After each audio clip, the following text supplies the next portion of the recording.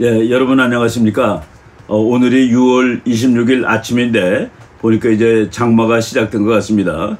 제가 원래는 그 어젯밤에 6.25 전쟁을 생각하면서 촬영을 하려고 했었는데 밤에 좀 급한 일이 있어가지고 이 촬영을 조금 미루게 되었습니다. 오늘 제가 이충근 TV 273번째 강의를 보내드리려고 하는데 강의 제목을 한국전쟁은 세계 7대 전쟁이다. 그리고 자유와 평화를 위한 희생을 잊지 맙시다. 라고 이런 제목으로 한번 잡아봤습니다. 한국전쟁이 세계 7대 전쟁이다. 이 전쟁이 어떻게 1대 전쟁도 있고 2대 전쟁이 있느냐 하는 그런 의심을 가질 수도 있겠습니다. 학자들이 말이죠.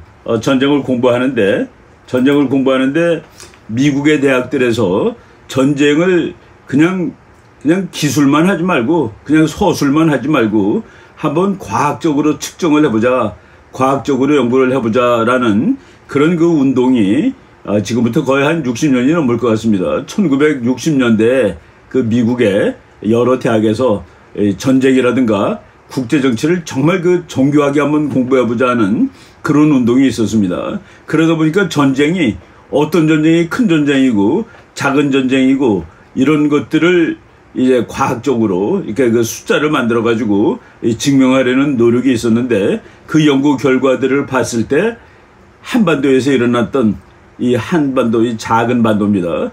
여기에서 일어났던 한국 전쟁이 무려 세계 7대 전쟁에 속한다라고 과학적 증거를 가지고 말씀드리게 되었다라고 지금 제가 말을 하고 있는 것입니다. 전쟁을 공부할 때 전쟁이 뭐냐를 알아야지 전쟁을 공부할 수가 있겠죠. 우리가 이제 역사책에서 다 뒤집니다. 수많은 국가들이 서로 싸우는데 이것들을 다 전쟁이라고 하면은 전쟁이 정말 몇만 개도 넘을 거예요. 뭐 몇십만 개도 넘겠죠. 예를 들어서 어느 두 나라가 전쟁을 했는데 두 나라가 싸웠어요. 두 나라 국군이 싸웠다 칩시다. 근데 막 총을 막 쏘고 그랬는데 10명 죽었다 각각. 이거 전쟁으로 보기엔 너무 좀 애매한 거예요. 그죠?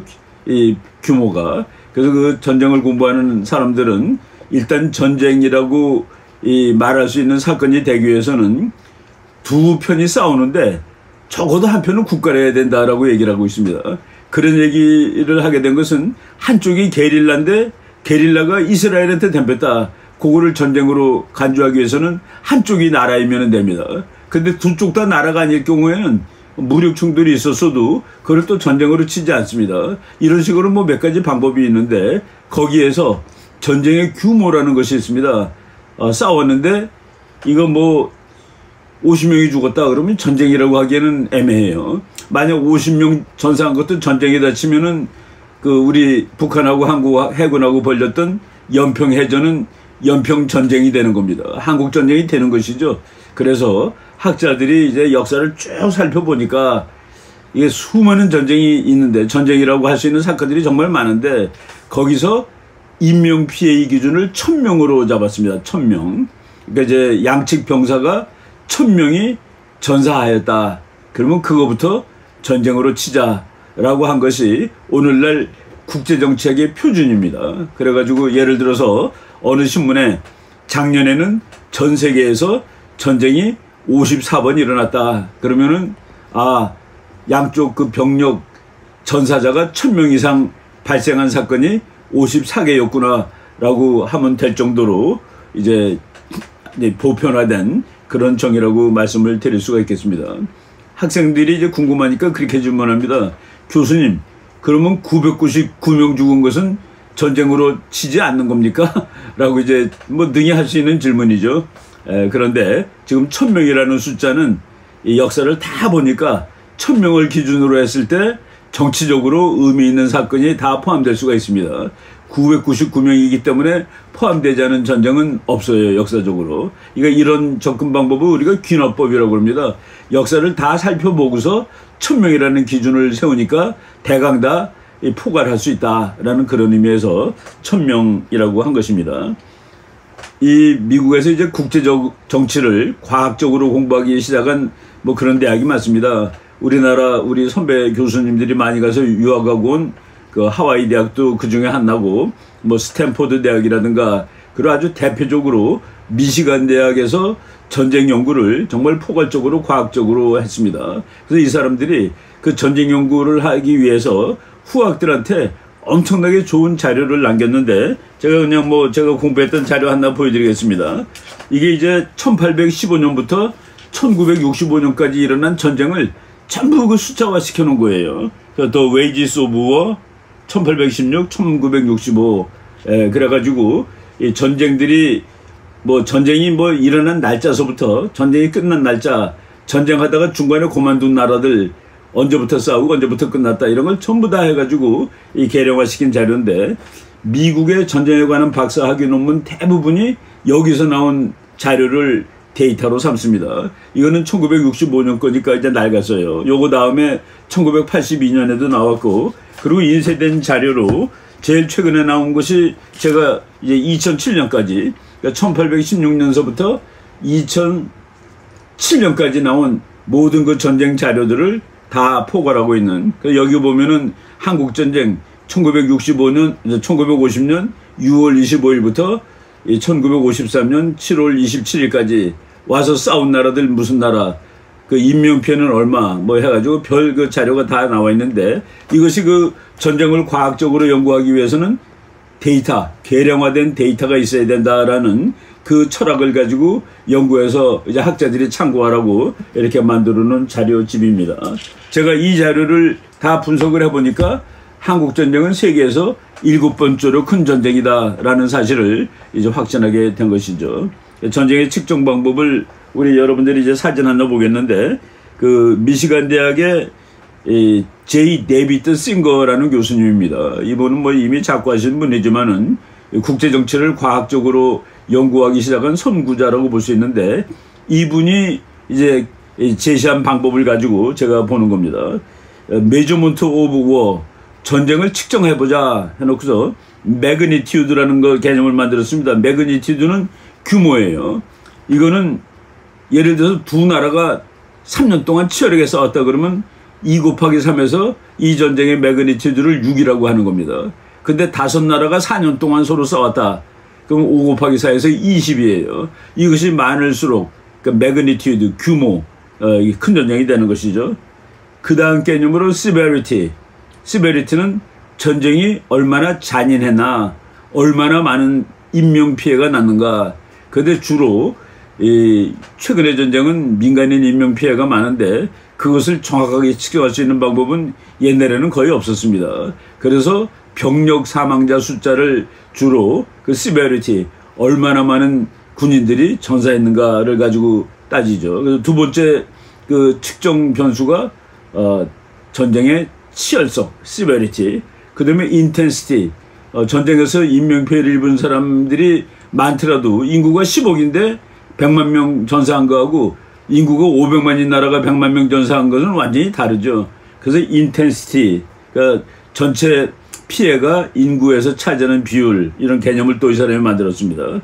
그 다음에 extent of war, 전쟁의 범위. 이거는 그 당시에, 요거는 이제 이 교수님의 데이터를 조금 좀 수정해가지고 제가 미국에서 이제 전쟁론 공부할 때 배웠던 그 잭 리비 교수가 만든 것인데, 그 당대의 강대국들이 다 참전을 했느냐는 숫자입니다. 당대의 강대국들이 5나라인데 5나라가 다 참전했으면 이거는 정말 세계대전이 되는 것이죠. 그런 식으로 계산한 것이 extent, 전쟁의 범위입니다. 당대의 강대국이 예를 들어서 7나라다. 근데 어느 전쟁을 보니까 약소국들끼리 싸웠다. 그것은 별로 의미가 없는 전쟁이 되는 겁니다. 그리고 duration, 전쟁의 길이를 이제 연으로 표시하는 거예요. 한국 전쟁은 3.1로 되어 있습니다. 3.1년 계속된 전쟁이다라는 그런 의미입니다. 그래서 그걸 가지고 제가 보니까 한국 전쟁보다 severity, 전투 사망자가 높은 전쟁은 딱 6개밖에 없어요. 한국 전쟁보다 인명피해가 더 많은 전쟁은 2차 대전. 2차 대전 그러면 이건 여러분들이 다 알죠. 그 다음에 1차 대전. 이게 세계에서 첫 번째, 두 번째로 그 치열하고 규모가 큰 전쟁입니다. 세 번째가 스페인 왕위 계승 전쟁이라는 전쟁이 1701년부터 1713년까지 있었는데, 그것이 인명피해상 세계 3위. 세계 4위는 1755년, 1763년 사이에 영국하고 프랑스가 사실은 벌인 겁니다. 북미 대륙에서 많이 싸움도 했죠. 7년 전쟁. 이것이 세계 네 번째 전쟁이고, 그 다음 치열한 전쟁이 나폴레옹 전쟁. 1803년에서부터 1815년. 그리고 이거는 무려 한 500년 전의 전쟁이라고 할 수 있는데 1618년부터 1648년까지 있었던 30년 전쟁, 그 다음이 한국전쟁이다 하는 얘기입니다. 그러니까 우리가 아는 1차 대전, 2차 대전, 나폴레옹 전쟁, 30년 전쟁, 이런 전쟁하고 한국전쟁이 같은 규모의 전쟁이다. 우리가 새삼스럽게 참 그 한국전쟁이 얼마나 무서운 전쟁이었다는 것을 알 수 있습니다. 최근에 말이죠. 전쟁 자료가 하나 더, 최근에 이란하고 이라크라는 나라가 1980년부터 88년까지 최근이라고 하기에는 벌써 싸운 지가 한 40년 가까이 돼 가는데 아주 치열한 전쟁을 벌였습니다. 근데 이제 이 두 나라는 서로 간에 상대방을 얼마 죽였다라는 것을 서로 과장하고 자기는 조금 죽었다고 얘기하기 때문에 정확한 숫자가 나오지가 않습니다. 그래서 최소로 잡으면 60만, 최대로 잡으면 107만으로 나오는데 최대치가 맞다라고 하면은 한국전쟁이 세계 8위의 전쟁으로 밀려날 수는 있습니다. 그렇지만은 최소가 60만이니까 최소로 잡을 때에는 한국전쟁이 이라크보다는 더 큰 전쟁이 되는 것이죠.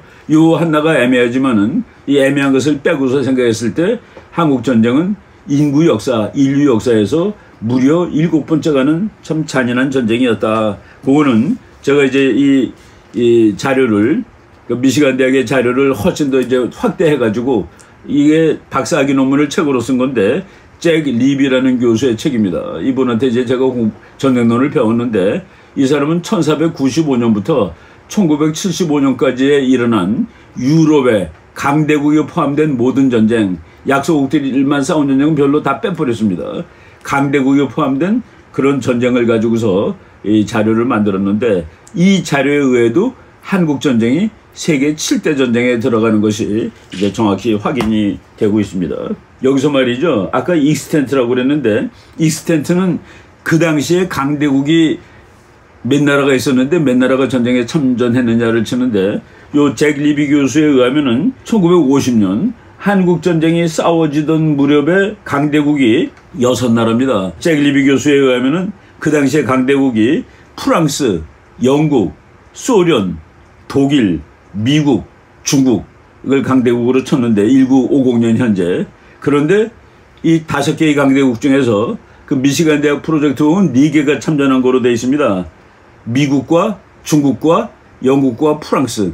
근데 최근에 뭐 여러 가지 자료로 확인된 것은 소련군도 참전하였다로 확인이 됐습니다. 그러니까 당대의 강대국이 6나라인데 그 중에서 5나라가 한국전쟁에 와서 싸웠다. 그러니까 그 전쟁의 규모로 봤을 때도 어마어마하게 큰 전쟁이 한국전쟁이었다라는 것을 우리가 알 수가 있습니다. 여러분 지금 그 잭 리비 교수 사진하고 War in the Modern Great Power System, 우리가 이제 학자들마다 근대의 기준을 조금씩 다르게 삼는데 이분은 1495년이 이 근대, 현대가 시작된 시점이다라고 보고서 그때부터 뭐 그 이유도 다 설명을 하는 것이죠. 아주 훌륭한 책이고 이 논문이 바로 그해 미국의 최우수 국제정치학 논문으로 이제 선정이 됐던 논문입니다.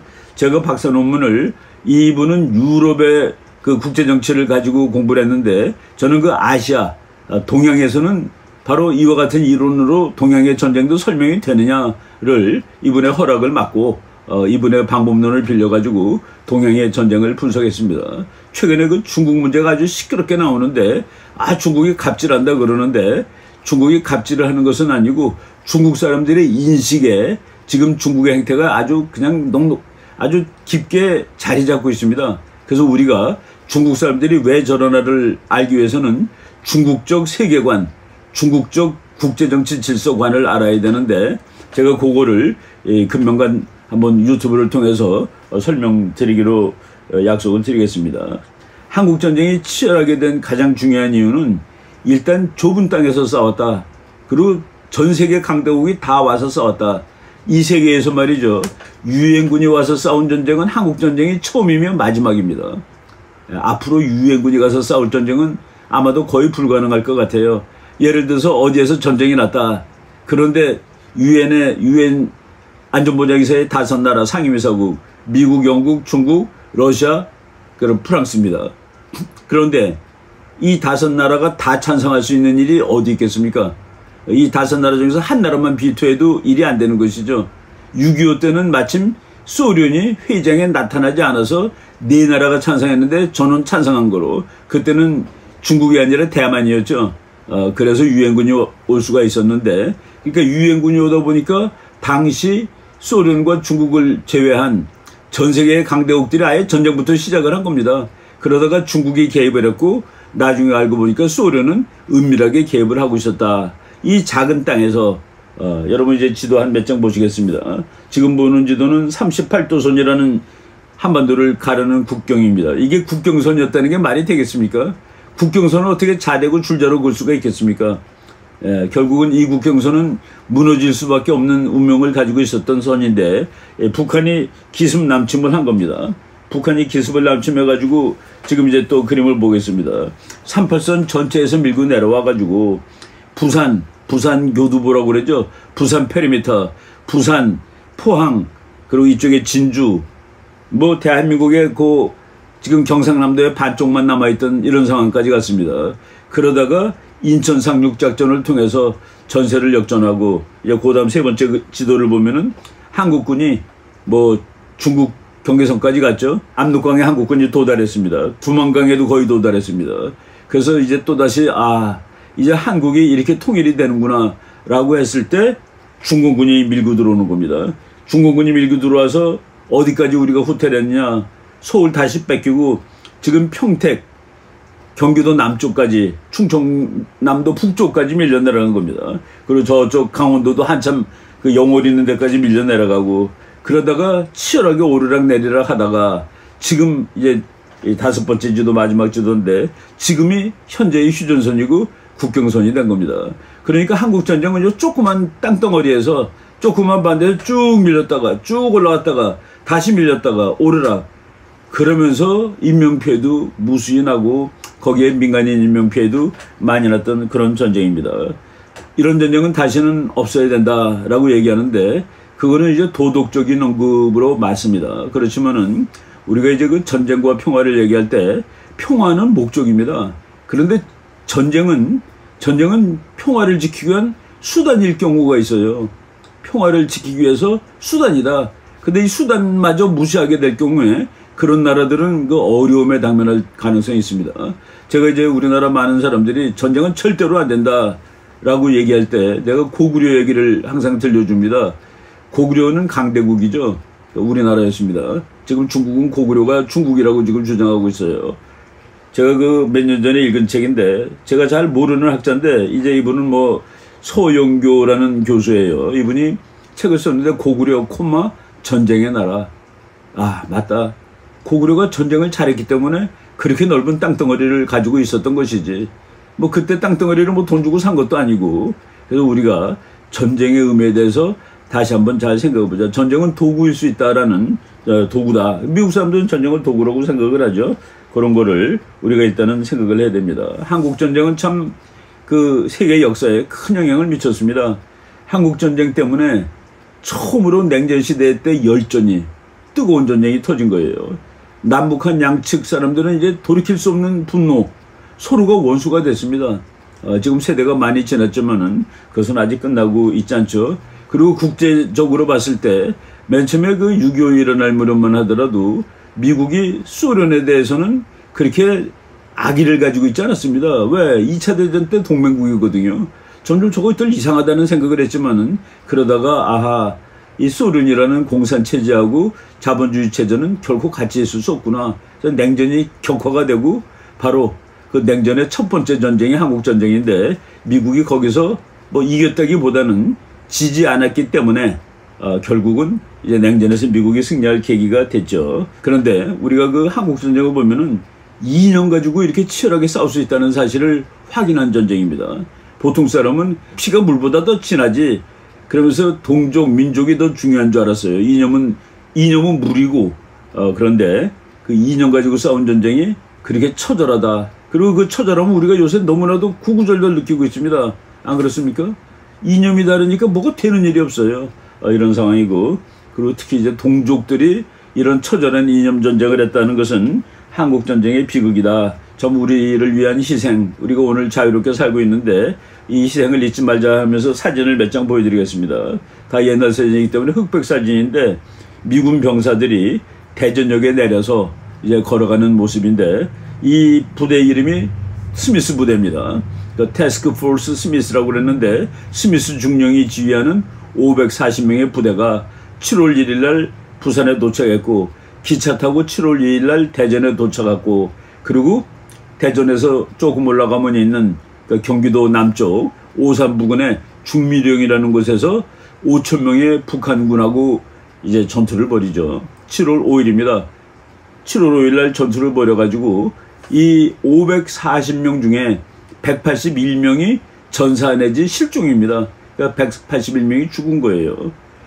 3분의 1이 7시간 만에 죽은 이 처절한 전쟁을 했는데 볼까요? 이거 한국전쟁의 첫 번째 사진입니다. 여러분 많이 봤을 거예요. 미군 병사가 포 돌고 쓰고 있죠. 북한 탱크인데 북한 탱크는 저 바주카포에 맞아도 끄떡하지 않았습니다. 그 옆에 미군 병사 한 사람이 또 이렇게 그 바주카포 쏘는 것을 이렇게 도와주고 있죠. 이 사진을 찍자마자 몇 분 안 돼서 그 바주카 쏜 병사 옆에 있는 그 젊은 병사가 죽었습니다. 그래서 이 젊은 병사가 한국 전쟁의 첫 번째 미군 전사자 중에서 케네스 쉐드리크 이병이니까 18, 19살짜리 아니겠습니까? 와서 이렇게 한국을 지키다 전사를 했다. 그리고 이 사진은 인천 상륙작전 할 때 저쪽 월미도 북쪽에 방파제를 사닥다리를 놓고 미군들이 이제 그 올라가고 있는 장면인데 맨 앞에 이제 올라가는 사람이 장교입니다. 발도메로 로페즈라는 중위입니다. 중위.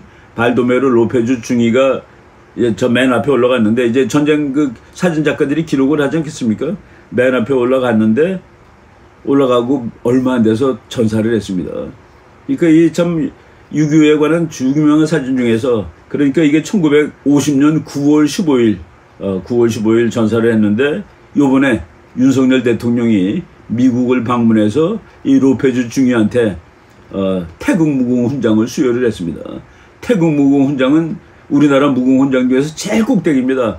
그래서 그냥 군인들은 그런 전설이 있어요. 죽지 않으면 저건 못 받는다.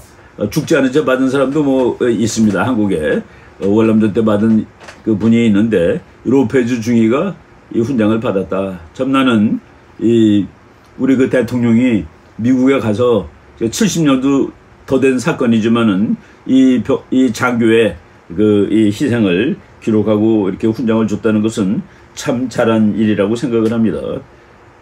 마지막으로 그 김일성이 한 말, 북한은 김일성이 한 말이 지금도 통용되는 나라입니다. 유훈통치하는 나라니까 김정은은 특히 김일성 흉내를 많이 내죠.